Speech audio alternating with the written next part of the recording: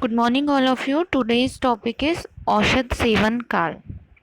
अगर हम रोगी व रोग के बल एवं अवस्था को ध्यान में रखते हुए उचित समय में औषध दें ताकि वह अपना कार्य जो है सम्यक प्रकार से कर सके, तो यह जो है औषध सेवन काल कहलाता है। ठीक है। आचार्य सुश्रुत ने 10 औषध सेवन काल बताए हैं, जिसमें उन्होंने कहा है अभक्त, प्राग भक्त, अधोभक्त, मध्य भक्त, अंतरा भक्त, सभक्त, सामुदक, मुहुर्मुहुर, ग्रास एवं ग्रासांतर।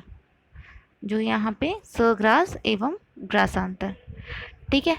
अब जो है आचार्य वाग्भट कहते हैं कि उन्होंने जो ये सुश्रुत के 10 औषध सेवन काल हैं, इसके अतिरिक्त नैश यानी रात्रि को एक और एक्स्ट्रा इंक्लूड किया है। इस तरीके से ये टोटल 11 जो है औषध सेवन काल बताते हैं। आचार्य शारंगधर ने 5 औषध सेवन काल बताए हैं। इन्होंने आचार्य शारंगधर ने 5 औषध सेवन काल बताए हैं। इन्होंने सूर्योदय होने पर, दिन के भोजन के समय, संध्या के भोजन के समय, मुहुर्मुहुर यानी बार बार जब आवश्यकता हो उसके अनुसार औषध का देना, और रात्रि में। इस प्रकार से इन्होंने जो है 5 औषध सेवन काल बताए हैं। अब जो ये जो औषध सेवन काल हैं, जैसे इनसे क्या तात्पर्य है? अभक्त से तात्पर्य होता है खाली पेट यानी बिना खाए। ठीक है। तो बलवान पुरुष को ही इस प्रकार से औषध देनी चाहिए, वरना बल की हानि होती है।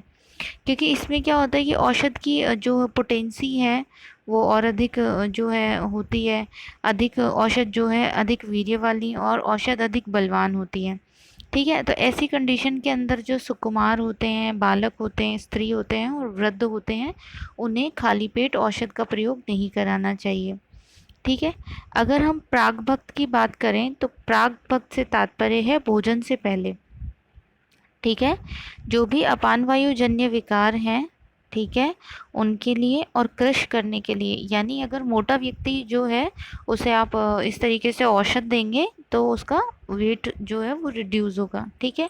तो इस तरीके से जो है भोजन से पहले प्राग भक्त औषध सेवन इसको कहा जाता है, और अपान वायु जन्य विकारों के अंदर इसका प्रयोग इस प्रकार से जो है औषध प्रयोग करना चाहिए।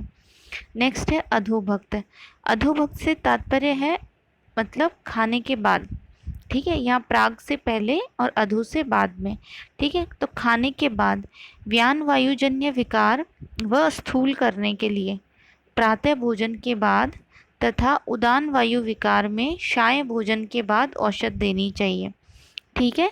यानी व्यान वायुजन्य विकार हैं तब तो प्रातः के भोजन के बाद। ठीक है। और उदान वायुजन्य विकार हैं तो शाम के भोजन के बाद में औषध का प्रयोग कराना चाहिए। ठीक है।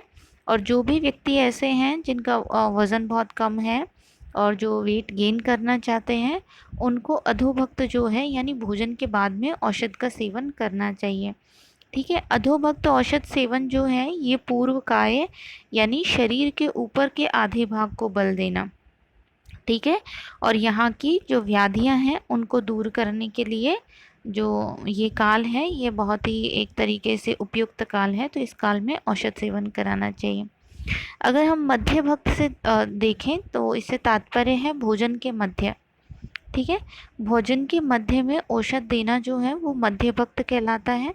जो भी समान वायुजन्य विकार हैं एवं कोष्ठ एवं पित्त के विकारों में भोजन के मध्य में औषध देनी चाहिए। ठीक है। इस प्रकार से जो भी जो है पित्तजन्य विकार हैं उनके अंदर अगर हम मध्य भक्त औषध देंगे तो वो ज़्यादा लाभकारी रहेगी। ठीक है। और समान वायुजन्य विकारों के अंदर मध्य भक्त औषध औषध काल जो है वो ज़्यादा लाभकारी रहता है।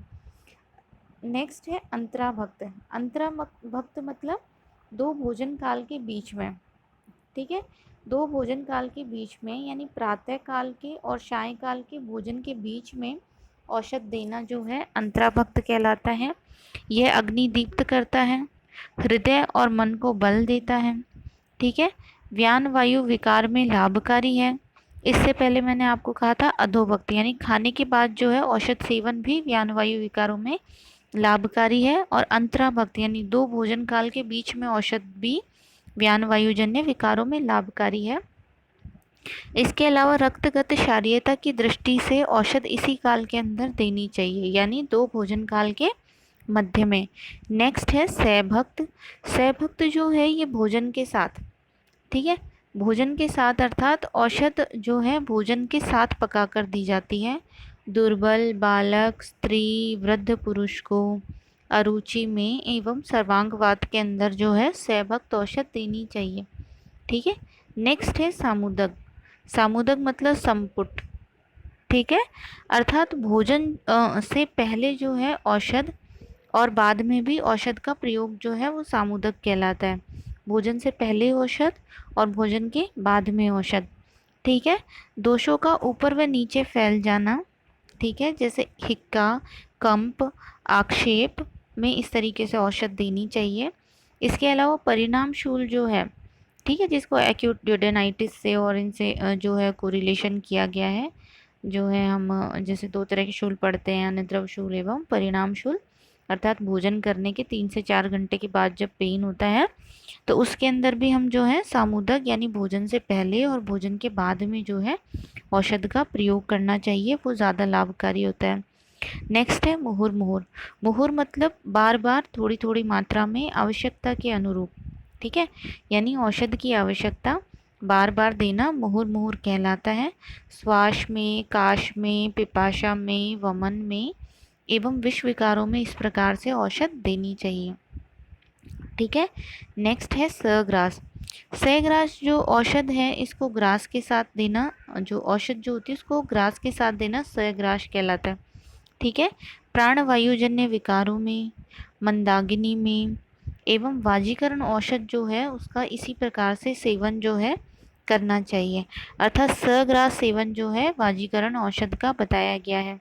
इसी प्रकार जो है जैसे हिंगवाष्टक चूर्ण है, हिंगवाष्टक चूर्ण का मंदाकिनी के अंदर अगर हमको प्रयोग करना होता है तो ऐसी कंडीशन के अंदर हमको उसे सग्रास प्रयोग करना चाहिए, अर्थात भोजन को औषध जो है इसको भोजन के ग्रास के साथ में देना चाहिए।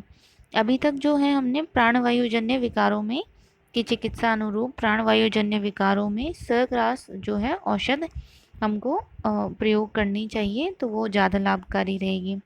नेक्स्ट है ग्रासांतर। ग्रासांतर अर्थात औषध जो है 2 ग्रासों के बीच में रख कर देना ग्रासांतर कहलाता है, ठीक है। औषध को 2 ग्रासों के बीच में रख कर देना ग्रासांतर कहलाता है। प्राणवायु विकार व हृदय विकार के अंदर औषध को ग्रासांतर देना चाहिए। इसी के अलावा जैसे अभी मैंने आपको बताया अंतराभक्त जो है यानी भोजन काल के बीच में जो है, यानी प्रातः काल के और सायंकाल के भोजन के बीच में अगर औषध देते हैं तो अंतराभक्त कहलाता है। इस तरह का औषध जो है हृदय को और मन को बल देता है। इसी प्रकार अगर ग्रासांतर औषध सेवन करेंगे तो वे हृदय विकारों के अंदर लाभकारी होती है। अगर नैश रात्रि के अंदर अगर हमको जो है नैश का तात्पर्य होता है रात्रि में सोते समय औषध देना नैश कहलाता है। ऊर्ध्व जत्रुगत रोगों में एवं मृदु विरेचक औषधियाँ जो हैं उनका प्रयोग रात्रि में करना चाहिए। इस प्रकार से औषध सेवन जो है औषध की जो पोटेंसी है उसको इंक्रीज़ करता है, और औषध काल के अनुरूप अगर औषध का सेवन किया जाए तो वो ज़्यादा लाभकारी होता है। धन्यवाद।